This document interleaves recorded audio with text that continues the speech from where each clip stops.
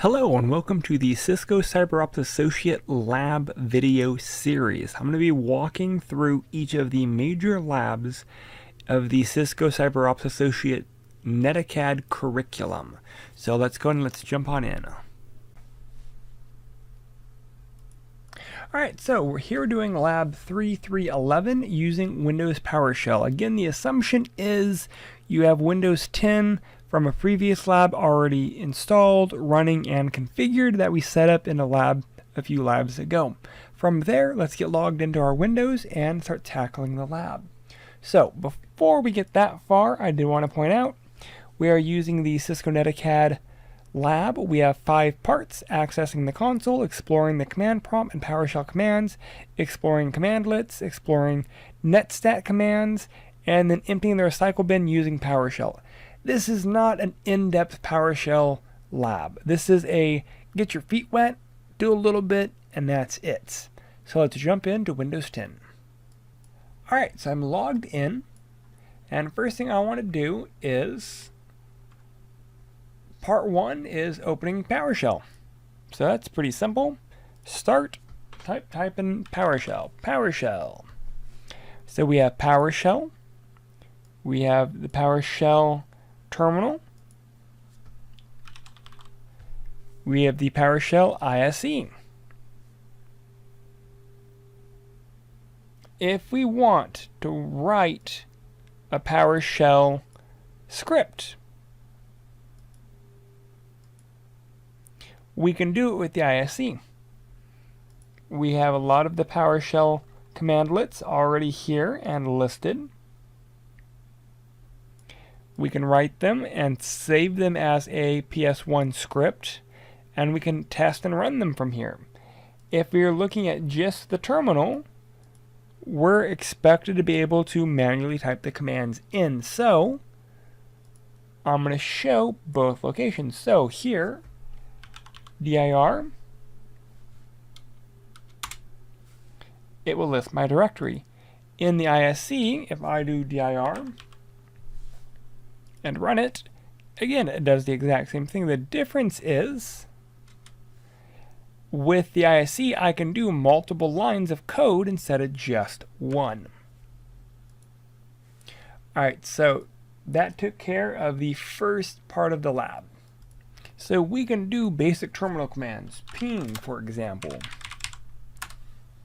We can do nslookup, google.com. Nope. Only helps when you spell the command correctly. Lookup. So what you can do with the terminal, you can do inside PowerShell. So if we're doing ipconfig, for example, ipconfig. Again, the same thing you do in a terminal, you can access it through PowerShell. So that's part 2. Part 3 is running a get alias directory. So PowerShell commandlets are constructed with a verb noun string, so action dash something or noun. To identify the command to list the subdirectories and files in a directory, we can do the get alias dir at our prompt.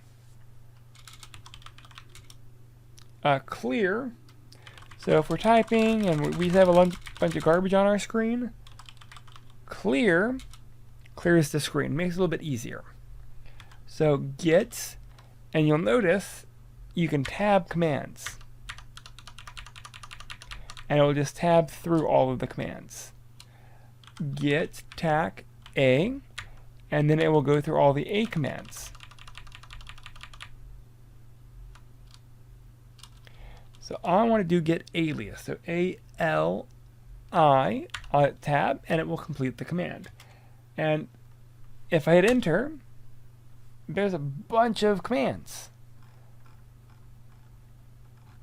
And specifically, I wanted to do get child items. I wanted to do a dir. So I'm going to clear the screen, get alias dir. And that gives me the alias of dir. Dir will get child items. And that lets me know if I want to get the subdirectories and files in a directory, I could do that with a dir command. And that would then get the get child items portion. Alright, so what is the PowerShell command for dir? We already know that is dir. For more details, we can look at other commandlets in Microsoft. When you're done, go ahead and play around with it. Get familiar with it. Are you going to know all of the commandlets? No. God, no. There are so many that you're just not going to get all of them. And so we are more focused on understanding the process, not so much understanding each commandlet. I've done separate videos on PowerShell in depth, so if you are struggling with PowerShell, reach out. I'll give you a video link for a series on PowerShell. Alright, so that is the end of part 3. Part 4 is exploring the netstat command inside PowerShell. I'm going to clear my screen. I'm going to go ahead and do netstat. I'm going to spell it correctly. TAC H. And that is going to give me my output. So this will, TAC H's help. This will display the switches.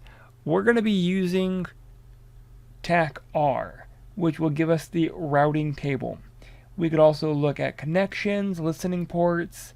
We could look at current connection, offload state, the network direct connections, and we can combine several of these if we wanted to. So I'm going to clear it. Netstat TAC R, netstat TAC R, and you can even tab terminal commands.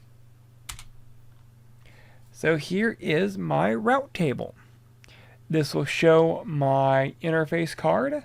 I have an Intel 82574L gigabit card, and that is my primary NIC. I also have my IP address. I am using a VM. Here is the MAC address of my Mac. The big thing is the default route, sending everything to VMware's virtual gateway. This is my IP address. And these are loopback addresses. These are multicast addresses. And then there's an IPv6 table down below. So that takes care of all of that. What is the IPv4 gateway? That is my virtual gateway to leave my virtual network. If I had a bridged adapter, that would be my physical router or my physical layer 3 device. But because I'm in VMware and I'm NATed, it's going to be the exit point for the software. So, can we do things that require additional privileges? Sure. If we go down and we right-click PowerShell, we can run as the administrator. You will get prompted by the UAC.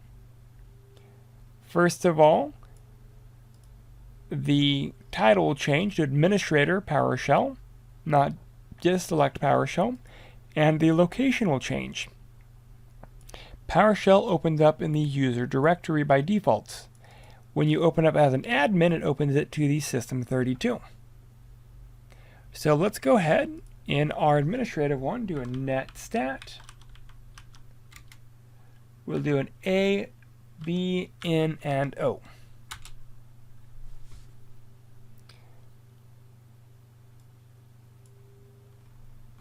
You'll also notice it doesn't really resize the window, like that's the size. So these are all of our connections. Here we have our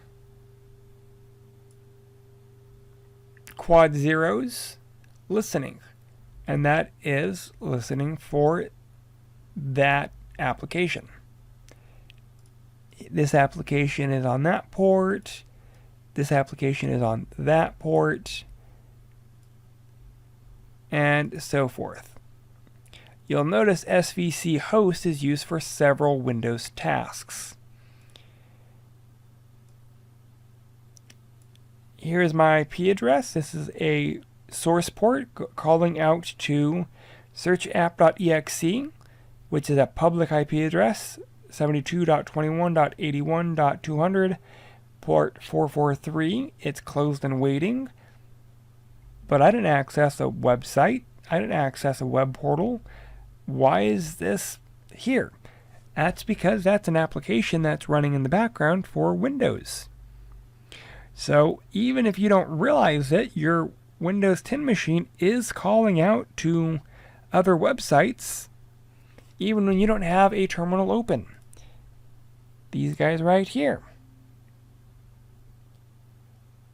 Again, I didn't have a web browser open, yet my machine called out to that IP address, and so forth.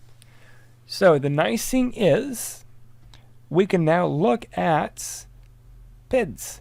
So PIDs, I'm going to close out of my non-administrators PowerShell.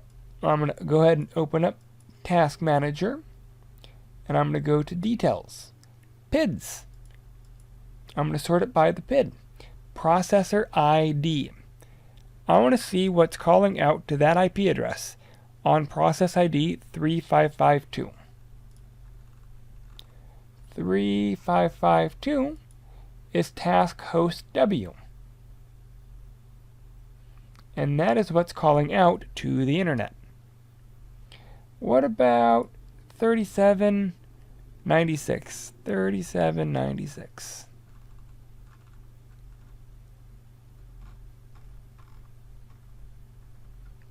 Nope, I don't see that process ID. It's Microsoft Edge, and it's running, but it hasn't actually called out to anything. Alright, so that took care of part 5. Now, to show you some of the things that you can do with PowerShell, we can go ahead and we can do basic tasks like clear. We can clear the assigned access, the BC cache, BitLocker, auto unlock, the content, the disk, DNS client cache, event log, storage tier, history, the host, items, item properties, kid cache, device logs, recycle bin.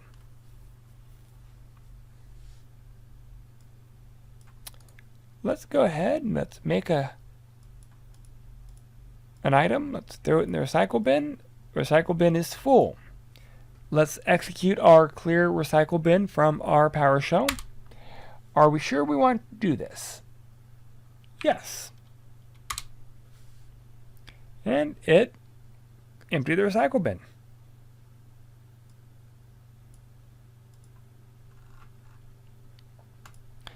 What happened to the recycle bin? When we ran the command and hit yes, it emptied it. So the reflection question. PowerShell was developed for task automation and configuration management using the internet search commands that could use to simplify your tasks as a security analyst. Well, I use PowerShell very heavily for hashing files. You can also use PowerShell for creating users, adding users to groups, for setting up scripts to ping certain resources to make sure they're available. So it's more of the sky is your limit based off of whatever you need to accomplish. Again, this was an overview for Lab 3.3.11 using Windows PowerShell.